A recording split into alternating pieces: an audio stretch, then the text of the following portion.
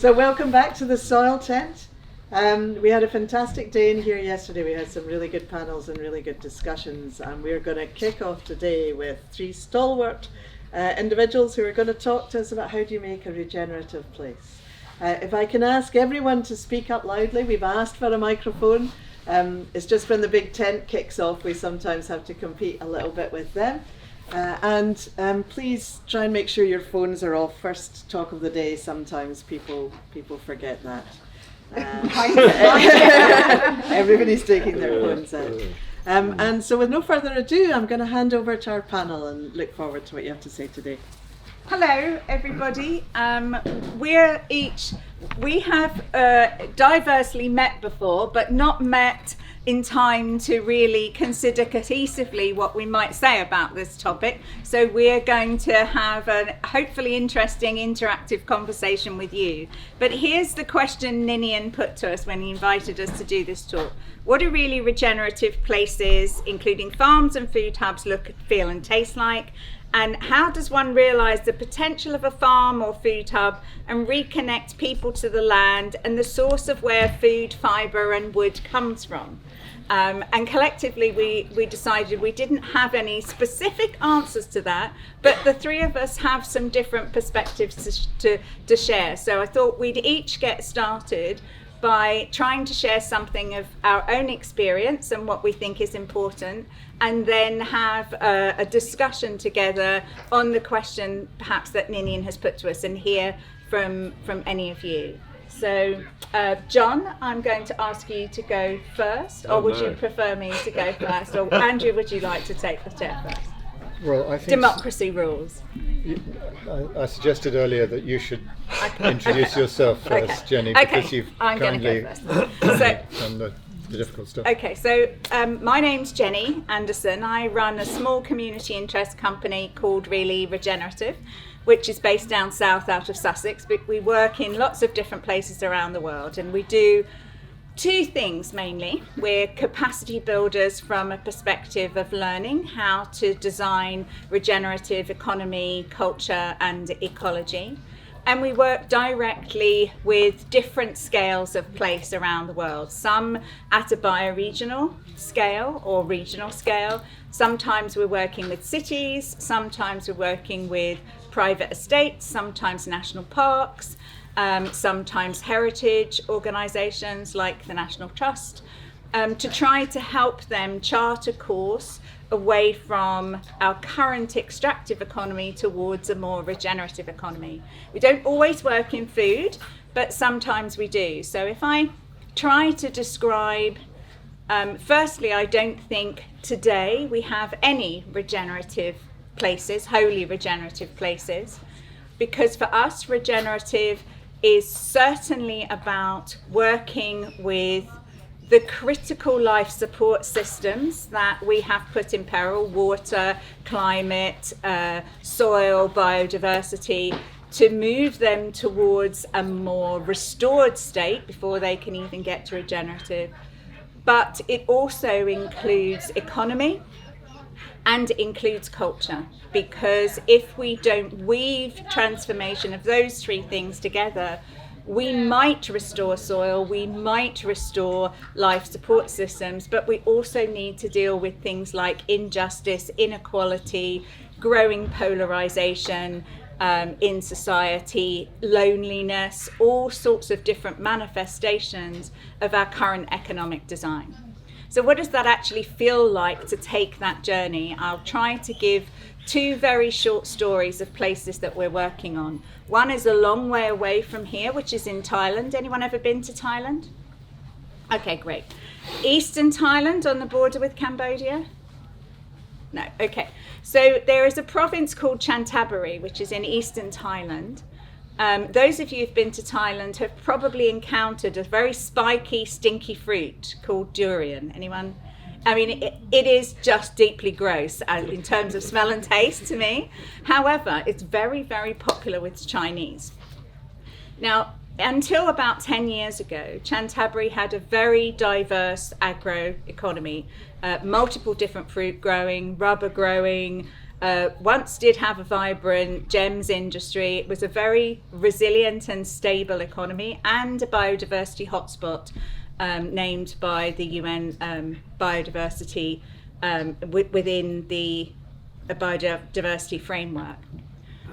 The Chinese love durian. They have the economic power to come into a region and say to all of the farmers, here is a really good profit opportunity for you. Will you transform your farms into a monocrop durian agriculture production system, which has happened very, very rapidly. And you cannot blame farmers for taking a profit opportunity if there is no other economic opportunity available to them. But what has happened in that region really quickly is biodiversity is plummeting, because durian is a really difficult fruit to grow. It's very vulnerable to pests, so it needs a lot of pesticides and it needs a lot of artificial fertilizer to grow it in the quantities that are being shipped to China currently. So our job is then to go in and say, how do we change this? How do we stop this economy from becoming a single product economy, which on the day the Chinese decide some other fruit is interesting to them or some other food source, the economy is hollowed out and decimated, not to mention the biodiversity and the soil health. So we brought together the tourism system, the municipality and the local economic system, and the agricultural system to say, okay, we need to create an alternative market to enable farmers to stay with multiple crop farming. And we go back through very long history to try to see what was this place originally wanting to be and wanting to produce. And about 800 years ago, the incoming indigenous people called the Chong, who are now a very, very small part of Thailand's community, were really good pepper, corn and cardamom farmers, some of the best and strongest in the world. So, and there were literally about 30 trees of the original peppercorns left in Thailand. So we've started to work with farmers to shift towards biodynamic farms, reintroducing peppercorns and cardamom and different crops within the mix, but at the same time working with the tourism industry to say, you have to switch from basic sustainability towards supporting locally grown crops and food, and we have to develop an entire region-wide menu and narrative of interest to also educate incoming tourists to change and look at different food and tastes. And the recipes, the 800-year-old recipes we unearthed, I mean, I like Thai food, perhaps we all do, are just stunning. I couldn't believe it. We launched the narrative, Seeds of Hope, throughout the region within the tourism sector, together with farmers, and at a municipal supported, private industry supported launch event. The food was out of this world. But it's early and first steps to be able to create a more sustainable economic system there, so that the incoming yen is not entirely disruptive to the region. Very early days, takes a lot of investment, takes a lot of stakeholder engagement, takes a lot of educational work with farmers to enable them to believe that they should go back to a more multi-crop production system. That's kind of one little story. So what it tastes like is out of this world in terms of a place. What it feels like is it feels like a restoration of original Thai culture, which is very collaborative, very spiritual, very supported. And in had come a really deep, competitive, short-term thinking, disruptive culture as farmers were, and the entire economy was pulled towards short-term profit opportunity, which was very disruptive to the sufficiency economy culture that the previous king had introduced to Thailand. So it's beginning to feel stabilized. We are miles away from anything that could be described as regenerative yet, but it's a start. In Wales, I'm working with WWF, who you probably all know are a conservation organisation essentially. And And their interest in Pembrokeshire is, of course, to restore rivers to a less polluted state, particularly in Pembrokeshire, the Tevy and the Clever. But they have understood that you cannot constantly harangue and push towards to prioritise only ecology if you're not prepared to address the economy and the culture that is within the region. And a lot of the pollution in those rivers is agricultural runoff from high intensity chicken and dairy farming, which runs along both rivers. So if you want to change that, you have to firstly look at innovative finance, to bring innovative finance in to support farmers who are doing exactly what they were encouraged to do for 60, 70 years, is produce at scale, as rapidly, as cheaply as possible for a cheap food market. You have to find innovative finance to come in to support them to be able to change from one system to another. You also have an opportunity to say, what new economic ecosystems can we bring in that are biomaterials based that could support that transition? Could we offshore look at kelp farming, seaweed farming in some way as a bridge to creating an economy that would provide new jobs at the same time that would replace in some way a chemical fertilizer base, but that would also create a local based economy too at the same time. Could that be an equal risk that we go from intensive chicken farming to intensive seaweed farming? What might the dangers of that be? So we need to bring in universities at the same time to understand that that might be a bridge experiment, but we need to integrate it into restoring the coastal offshore seabeds and landscape at the same time. So it's a very complex, long-term relationship building dance to weave the if you were in the big tent yesterday, it's like trying to put a jigsaw puzzle together to get all things to happen at the same time and at the same speed, and you never do. Sometimes something works, sometimes it doesn't. Sometimes the innovative finance you're trying to bring in with a national bank falls down and you have to go looking for different sources to support. But gradually, slowly, you start to build multi-stakeholder relationships in a small region that might be able to move forwards. So that's my very garrulous introduction to my work and how I try to help places move, whether they're bioregions or smaller places, towards something that is likely to be more regenerative, to add more value and add more life. John, would you like to go next?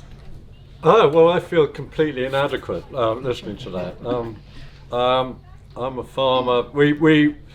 My name's John Cherry. We farm down in Hertfordshire, near London, and we put on the Groundswell show. And I'm quite keen on promoting regeneration in all forms. But I suppose you need a vision of a perfect world we could be living in. And I've got one, but it doesn't.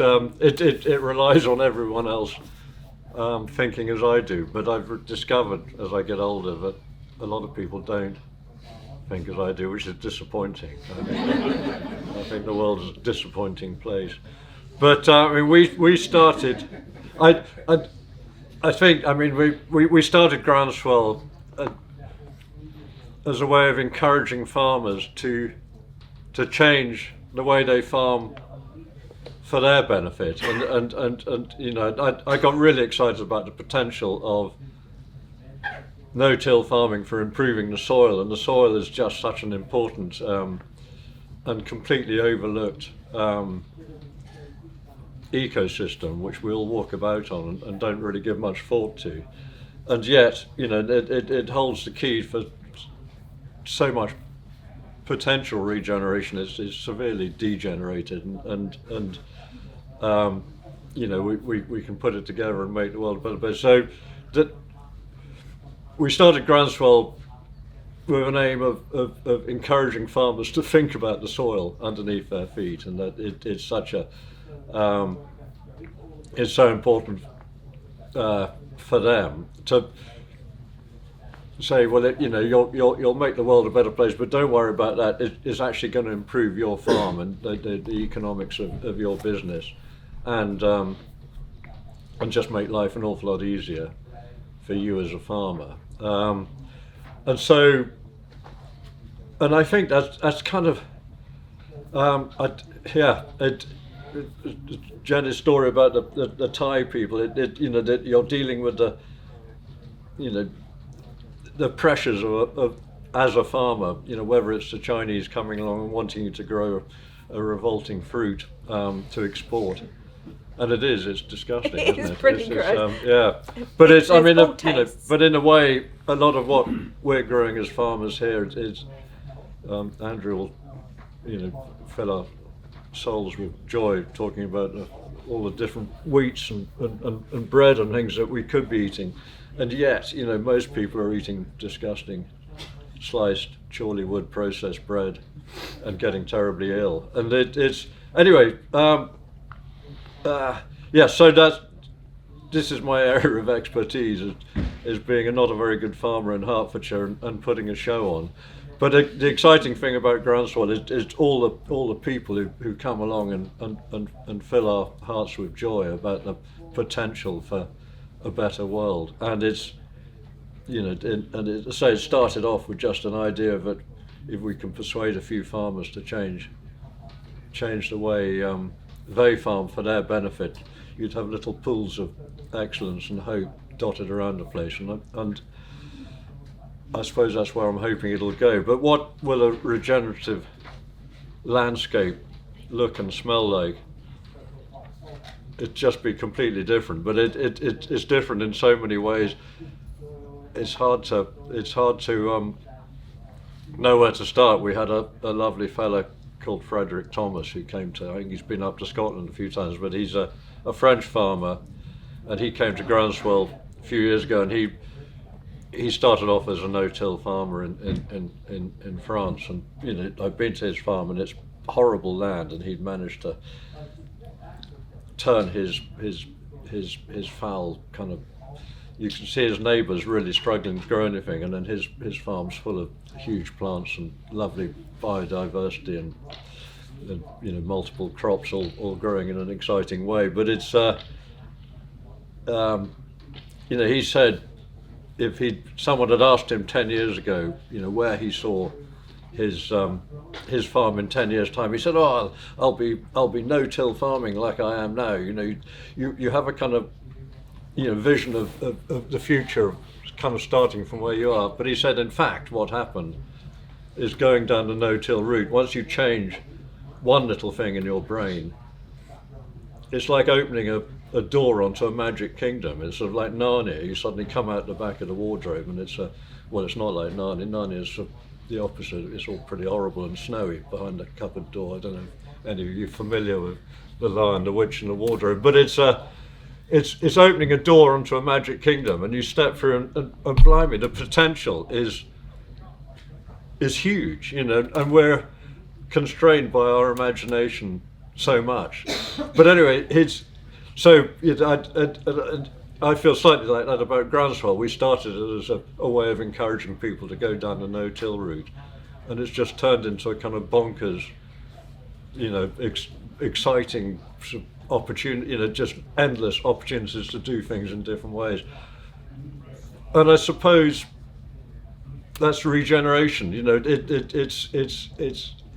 It takes everybody in society to open the doors of their minds to the possibilities that things could be different.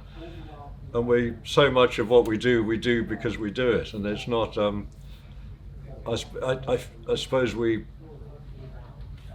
need to see examples like you've just told us of, it's, and you think, well, actually, like, we don't have to kind of carry on destroying things as we are. We can build things back up. I'm sorry, it's extremely unhelpful, but that's all I can think of saying at the minute. I think it's super helpful because actually I think the example of Groundswell as a self-organising, growing movement that came from your idea is exactly what regeneration, I mean, each of us regenerate every single moment. Our cells regenerate as we're sitting here. And it's finding those pockets of energy with people with ideas like yours and like Andrew's that we're going to hear from, that if you can nourish them and feed them and they can grow, and if you have lots of them growing in different parts of the world, all of a sudden you reach a tipping point where what is a bit on the edge of what people think is possible becomes more normal. And that's kind of the hope. So things like much. Groundswell are remarkable. Look at this has grown from Groundswell and grows each year from last year to this year. So it's those feeding those seeds of change. Seeds seems a very appropriate transition to ask a man who is deeply immersed in nutrient density bread. I interviewed Andrew for my book Places for Life, and I was so inspired by his story. So Andrew, over to you. Well, thank you very much. It's actually really interesting to hear you both. So many ideas, both spark new ideas in me, but also have the great attractiveness of kind of doing what they say on the tin.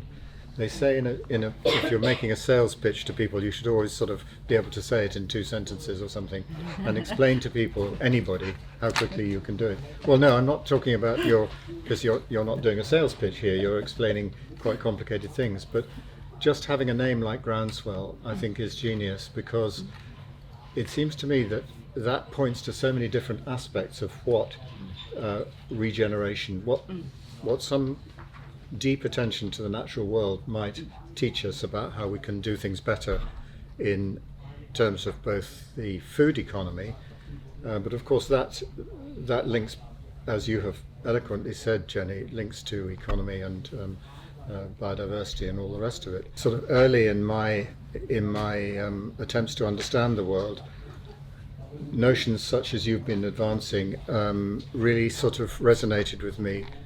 For instance, I started a bakery in Cumbria in the 1970s, but before that I was working in London, and I was offered the opportunity to read and make a programme, for I was working for the BBC, about a book that was celebrating its 10 years anniversary. It was called Silent Spring by Rachel Carson. A lot of people have read that over the subsequent 60, 70 years or whatever, and whenever I say that had a big influence on me, there are nods of the head, because it's quite hard to read a book like that and just sort of park it and say, well, fascinating, fancy that, and go on with your life, it seems to me.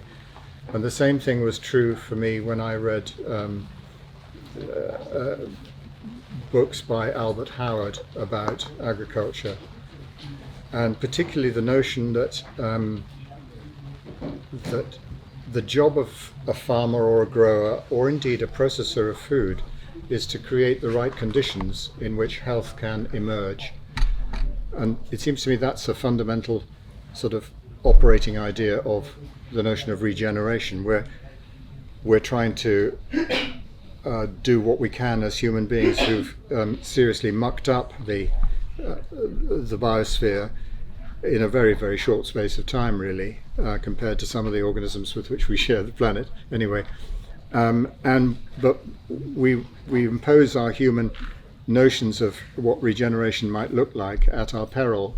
I think we need to sort of step back and try and learn in a way that's sometimes called sort of codified as biomimicry. I think that's a bit narrow in some ways, but for me personally, what I've learned over many years of engaging with trying to make the best bread I could imagine, from a perspective of both its nutritional quality, but also its acceptability to people, i.e. they don't want to react to it like you've been reacting to the durian, which I haven't had the pleasure I'm sure it's lovely of trying.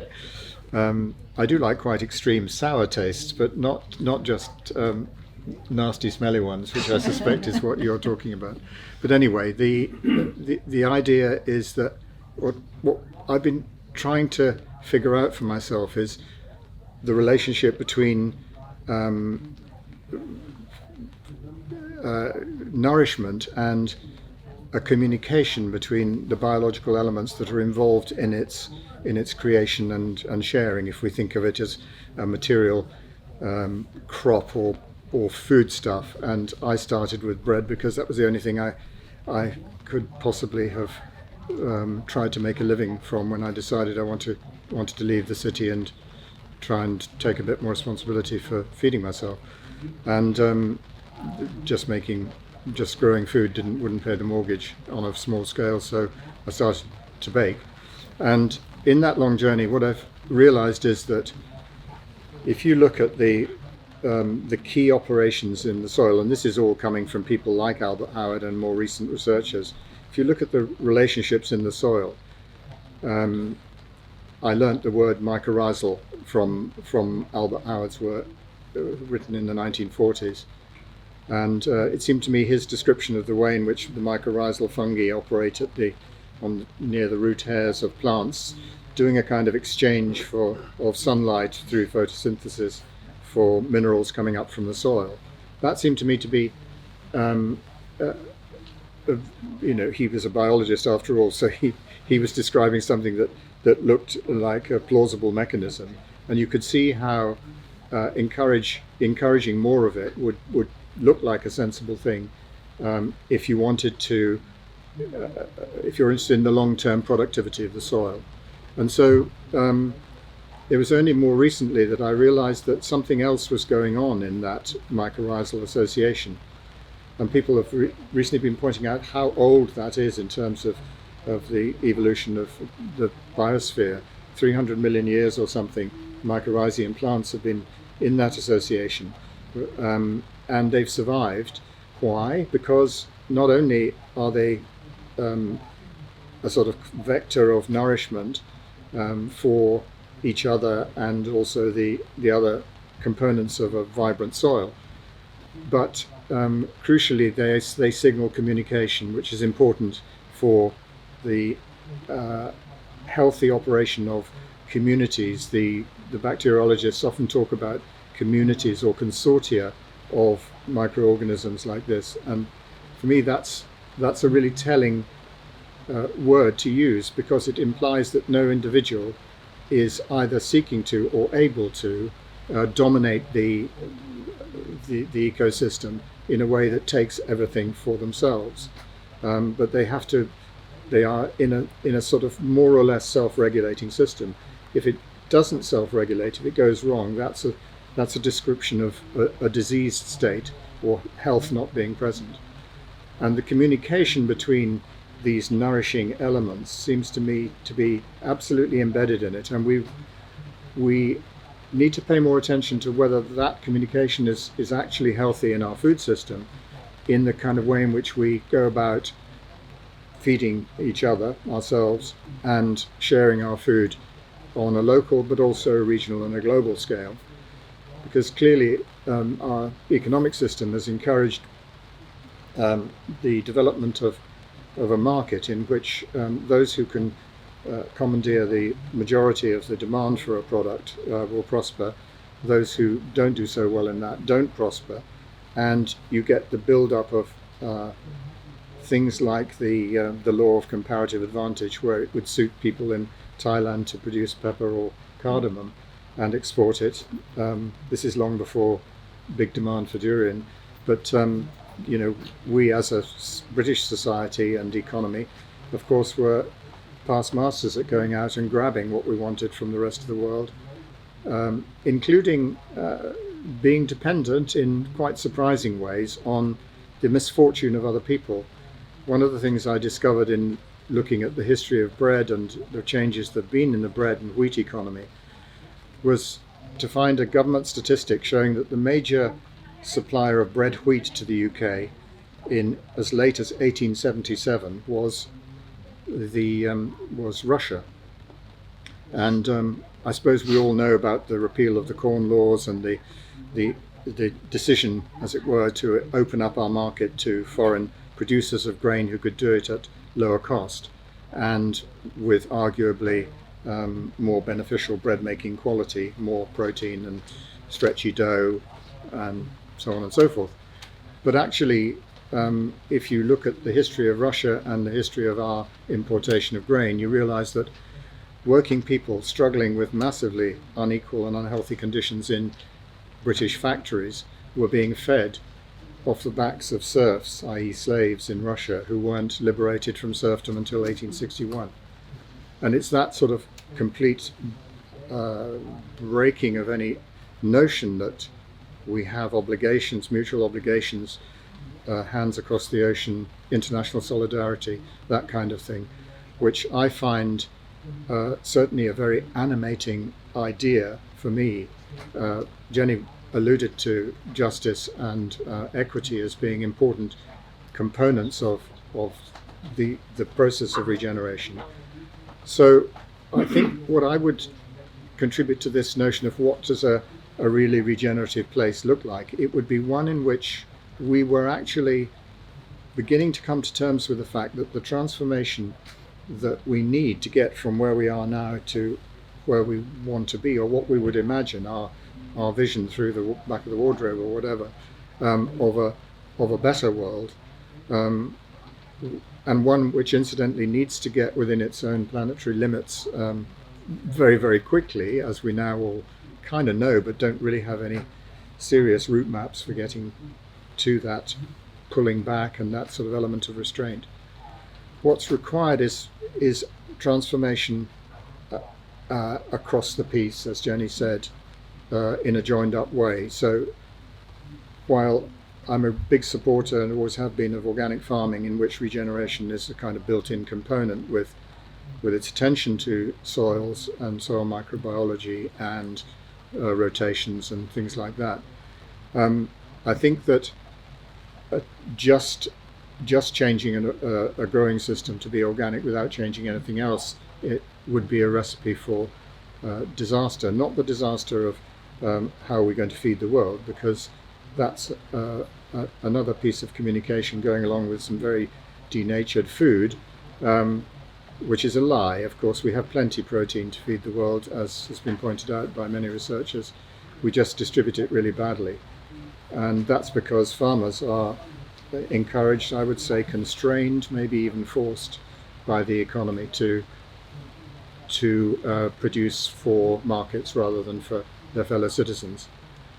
And so part of my hope for the cereal growing economy in Scotland particularly, but also more locally in Fife and then spreading out into the rest of the country, is that we would be able, as growers and people who are dependent on growers, i.e. all of us, but particularly those who do the primary processing of raw materials coming from the soil, people like bakers and millers and bakers and brewers and so on, that we should recover the idea and begin to live it ourselves, because if we don't live it honestly, then really very little, we can't expect other people to do the same. The idea that the point of being a farmer, apart from enabling yourself to survive into the next season, growing enough and at a sufficient margin to be able to make that possible, the point is to feed your fellow citizens.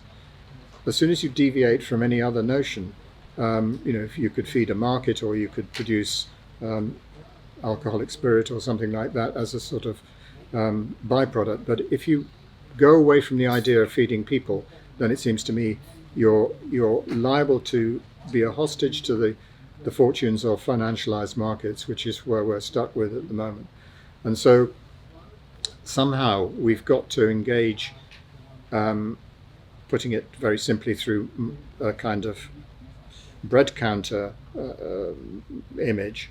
We've got to create opportunities for the loaf of bread on the table to be doing a lot more work than just being a sort of stop-keeping unit and being paid for by somebody coming into the shop or picking it off the supermarket shelf. It's got to tell people a good story about how it was produced, where it was produced, who did it, under what conditions, and was everybody, for instance, in the process fairly paid, fairly accounted for as human beings? Was their mental health of relevance, just as I would argue the way in which the loaf is fermented is absolutely critical to the mental health of the consumer, because we now know an awful lot actually about how the byproducts of slow fermentation, which is the way that most bread has always been made actually until recent times, the byproducts include short chain fatty acids, including a substance called gamma aminobutyric acid, GABA it's known as, which is a key neurotransmitter in what's known as the gut-brain axis, and it is responsible for feelings of well-being and other important brain effects, which relate to this whole notion of how what you eat absolutely does affect the way you feel. And so, turning our back on all that and imagining that we can get good messages via the marketing of junk food or ultra-processed food, in which the motives of the producer are obscured, certainly the provenance of the raw materials, because many of them are not from the soil but from various forms of synthetic production and so on. Those motives are obscured, and so we can't have any real relationship with a message which is always bound to be deceiving at best and positively mendacious at worst, which is eat this and you will feel okay, or feel happier, or assuage your hunger, or want to go on eating it forever, and so on. So this notion that regeneration would include in it a real groundswell of opinion and change at the bottom level, because coming up from the bottom is so important. And I include in that our enabling the good stuff to come out of the soil, as much as I do persuading our fellow citizens generally, everybody who eats bread or food in general, to take another look at what they're actually putting in their bodies, and not just the microbiology of it. We have to do a lot of very particular testing in order to work out exactly what's good and what's bad.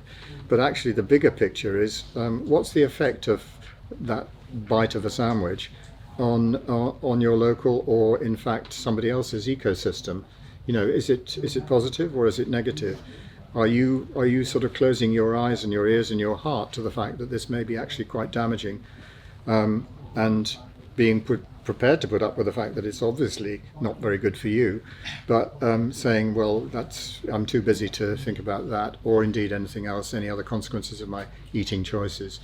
And the person who said, it might have been even Albert Howard, who I mentioned before, who said eating is an agricultural act. No, it was Wendell Berry, actually, the American poet and farmer. But that's such an important notion that we've got to really make these connections, so that whatever regeneration, any sort of slow approximation to doing something better, is done in a way that is congruent with the result that we actually want to see. So we're not trying to sort of change the economy overnight to something different, but we're actually trying to work our way towards a system where, and let me just throw this one in, where some of the negative forces within the, if you like, the bacteriology of or the microbiology of human biological systems, some of those actually remain present in our body, as they do indeed in sourdoughs. You know, there are E. coli and salmonella and so on when you first start a sourdough,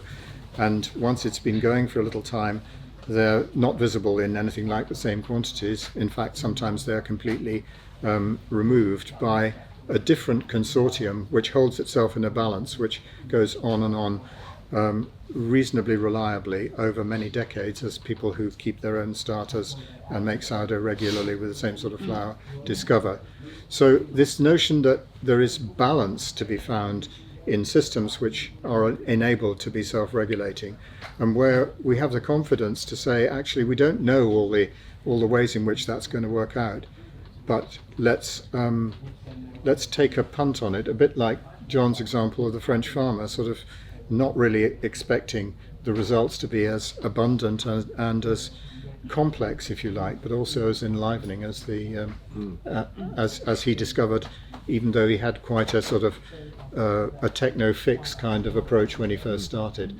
And for me, that's what a regenerative place would be like, where everybody was kind of approaching the world, approaching the next meal with that sense of excitement that we can do this better, and we want to know more about what's going on, what's in it, and so that we can actually make better choices and support all those agents in the system, from the very small to the very big, politically or socially, which will actually come together in these new configurations that we might call regenerative. Andrew, so I think it's almost impossibly difficult to summarise the intelligence that went into both of those stories. But I heard two, I think, really important threads, and then I'd love to hear some of your thoughts, is the importance of, which living systems do all the time, experimentation and courage with an idea that convenes and brings people together in a movement that grows, is really important, which is what Groundswell, I think, really represents. And Andrew, you've talked about there again. We have there is a phrase in sort of living systems design that says a living system is only as healthy as the strength of the relationships within it. And you've spoken a lot about understanding the different relationships between the health of what's in the soil, the strength of what's in the bread, the health of what's in your gut. And therefore the health and the ability of your brain and systems to function. But if you stretch that on further, how eating the right kind of food would fundamentally change how the NHS has to work, for example. That also stretches into that system, and that the importance of relationships that are mutual rather than extractive. So if I think about here in Fife, so much grain being grown that is extracted into the global system to produce Smirnoff or Quaker oats, that doesn't go back into the nutrition and health and vibrancy of life in Fife, is an imbalance, as an example. But I'd love to hear, or we would love to have some thoughts and questions from you on what we've just yattered on about. Yeah, my question is actually for you, Jenny, but I guess could also be applied to Andrew and John. Oh yeah, sorry. So obviously when you went into the region in Thailand and you were trying to change sort of what the Chinese had kind of put in place, did you get any pushback from the Chinese? Did they try and, they're trying to like increase the payments to farmers? Have you just experienced any pushbacks from those who maybe don't want to see inevitable? So we never go anywhere that we're not invited in. So it's a kind of core indigenous principle, and also very true here in Fife. Don't turn up from down south if no one's invited you in to give a talk. So I think Ninian once said to me, "It takes a lang spoon to sup where Fifer."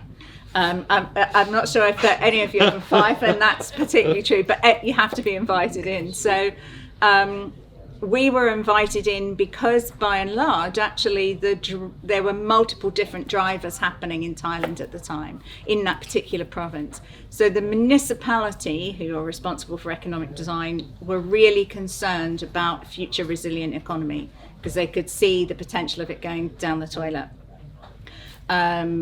Farmers in the region, there were, as with Groundswell, there are always one or two pioneer spirits that are saying, we can see what's happening with our neighbours. It's affecting our land. They're growing more and more durian, using more and more pesticides. They're coming into our water and our soils, and that is affecting what we're doing. So we need to come together and do something a little bit more resilient. And the tourism system itself was seeing the rise of selfie tourism, which was having a dramatic effect on places of beauty inside that province, where people were just coming to take take a selfie, put it on Instagram, and the plastic pollution in Thailand, anyone who's been there recently, is phenomenal. So 3 different things came together for us to be invited in. If you know anything about how Chinese economy tends to work, because this is not new. They have done it with the rice economy in Asia. They're not remotely, I doubt they'd even be aware of what we're doing. They're not remotely interested in little really regenerative, I think. But, they see an opportunity for their markets. They can bring their investment to bear on a region, and they will in the short term rise the potential price and profit, and then they bring their own middlemen in to gradually drive it down. So in the end the profit's bottomed out. That we are seeing increasing already, but actually that is playing to this tiny small growing movement's benefit, in that it is becoming more obvious that interesting short-term profit opportunity is in fact going to be very short-term. So actually that might help that ecosystem to actually gain a bit more energy and traction. But it's a constant, I do most of my work here in Europe, so I don't get to go, and I try to keep my own carbon imprint down, so I'm not there very often, but I support from a distance. It's always a dance that is unpredictable, and you have to just be a good adaptive little plant and respond to what's happening from moment to moment. But yes, they are. I have deep admiration for Chinese strategy, the long-term thinkers. Like indigenous peoples, they think in terms of hundreds of years. But that doesn't mean the outcome of that is always a positive one on culture, economy, or ecology. Yeah. Yeah, so just maybe winding it back to an individual farm, I talked a little bit about having experimentation and having courage, and talked a bit about storytelling. So if you're a farmer who has feels within the boundary of his own farm that he's very much adopted regenerative practices, and obviously there's a journey to be had there, but we're very much committed to that. What sort of opportunity should that farmer look at to expand that regenerative offering beyond his farm? And I appreciate you can always bring other farmers on site and do a sort of mini Groundswell idea on your own farm, and bring a few neighbours and friends and within the farming community to do that. But as you expand beyond that and into your community, have you got examples of how you could take that forward on a farm? Awesome. Asking for a friend, Tom.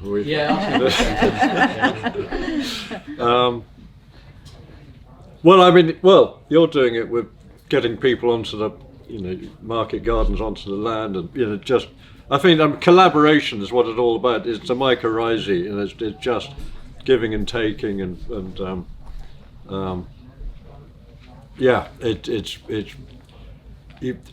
you need to collaborate with everybody, really. It's the local community, and as Andrew said, we should be all about feeding our neighbours and not feeding the industrial food system or whatever.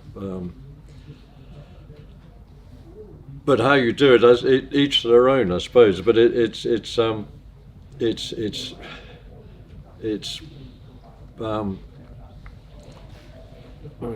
something Dan Kittredge said in the first talk yesterday morning. It's our bodies are 90% of the cells in our bodies belong to bacteria and protozoa and things. Why do we identify as humans? We're basically a bunch of bacteria walking about. We are it's a wonderful act of collaboration, just ourselves. So it seems to make sense to try and collaborate with everyone else. Sorry, it's completely off the bonkers answer. I'm not answering at all. I'll pass on to Andrew, I don't know what to say.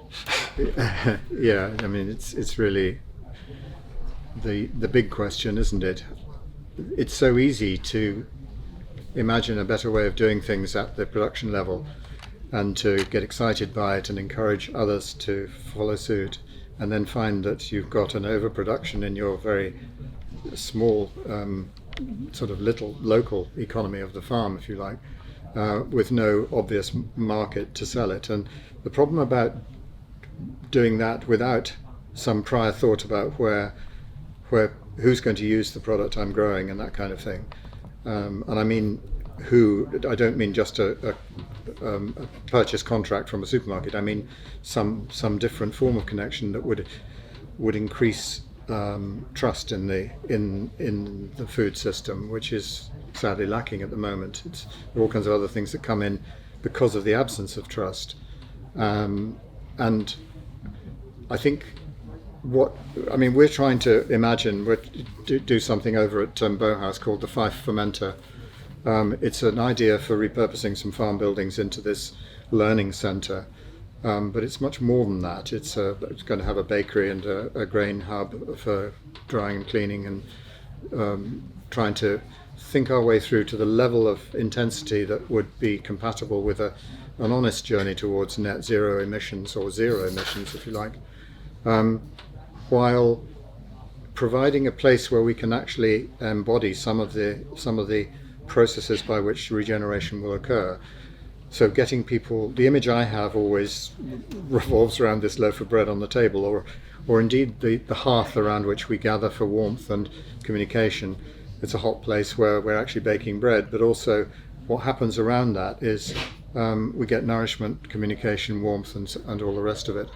And we can meet people on the basis of some kind of equality and work out what might be a food system and a wider ecological system which would work for all of us, in which fairness, balance and restraint were the kind of values that were to the extent that it can be. If you're growing something that can be consumed or processed and then consumed locally, such as wheat into bread, obviously if you're growing lemons in Sicily, there's a limited market for lemons in your locality, so you're kind of hardwired into some form of export market, and certainly we would want to be able to participate in that that exchange of goods across the country, where the things that we can't grow in any sensible way in our own country and ecosystems things that we actually want to eat.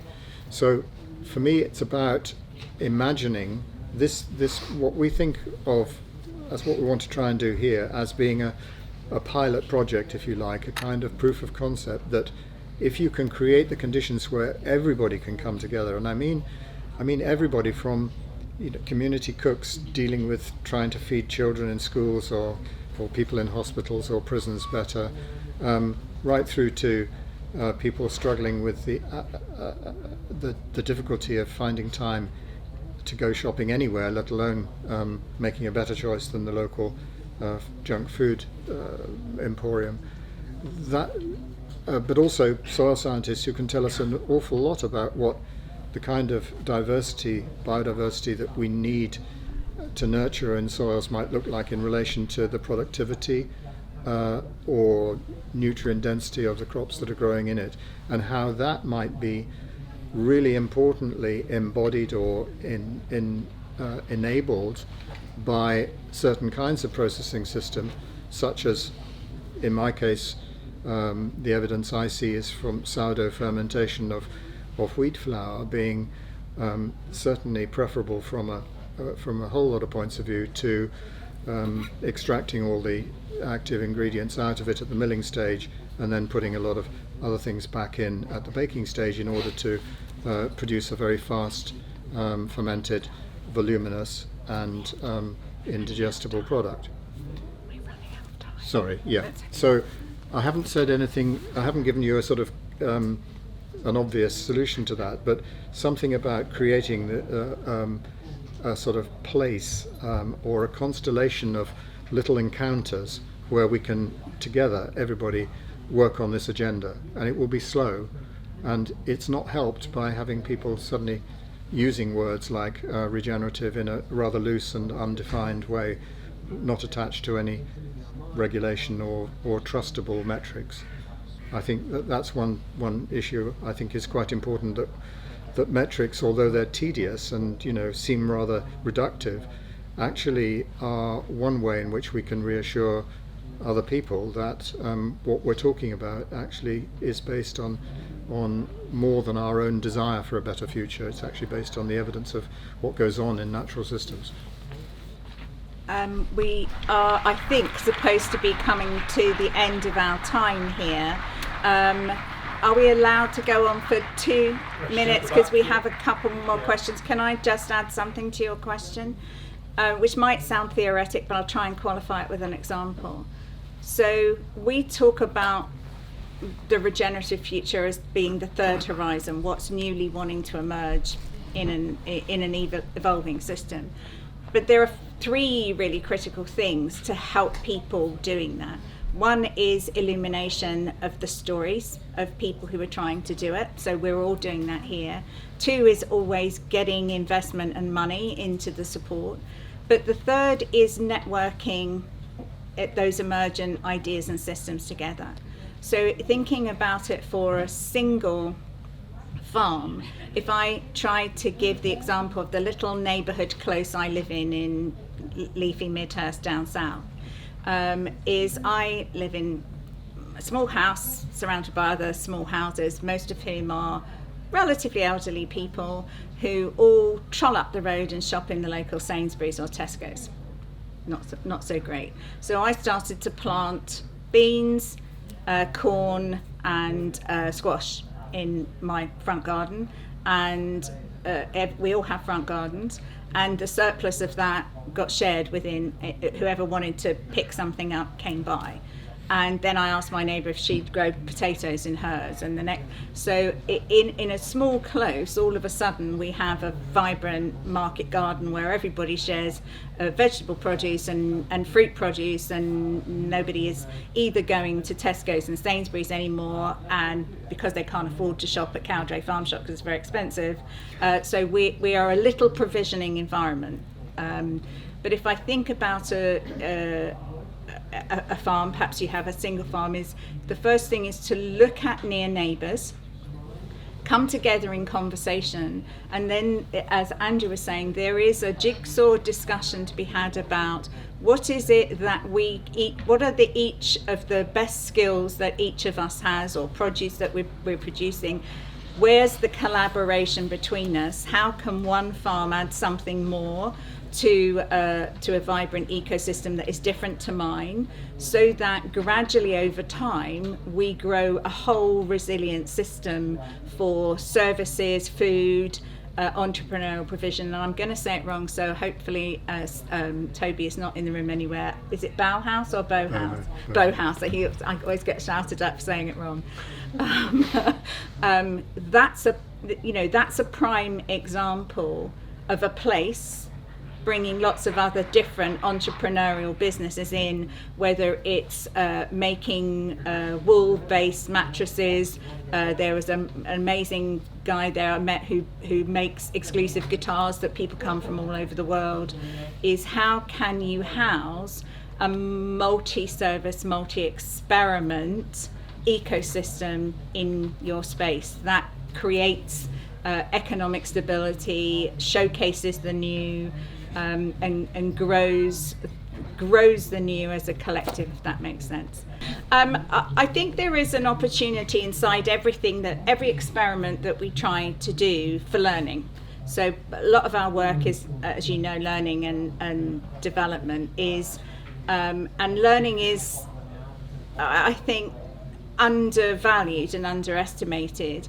So the fourth point that I was going to say to grow that third is finding ways to share information and knowledge between, so perhaps John and I having a conversation to say, well, where's the mutual value in our joint different ways of working that might help to grow this, let's call it a movement if you like,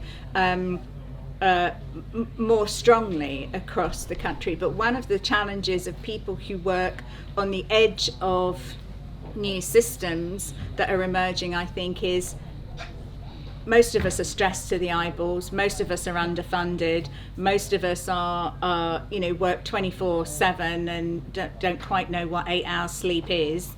And so there's still a gap of time available often to have these kind of quality conversations about what more we could emerge by collaborating within the ecosystem of all of these different experiments. And that's something I think we have to be more mindful of, and why events like these for me and Groundswell are so important, because what they give is a window of time for important conversations that you in your horribly busy day otherwise you don't have.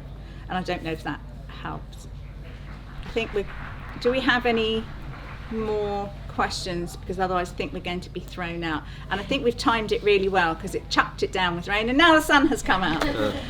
Thank you so much for being here. Thank you, John, and thank you, Andrew, for Thank you so much to our speakers today. I think we've learned today already that the relationships that occur within the soil and on the soil and with the soil are absolutely fundamental. We need to be invited into spaces. We need collaboration to be able to sow the seeds of change and build some of these warm places so that the ideas can rise like the dough, so that we can feed our neighbours and we can create for health for peoples, cultures and regenerative places.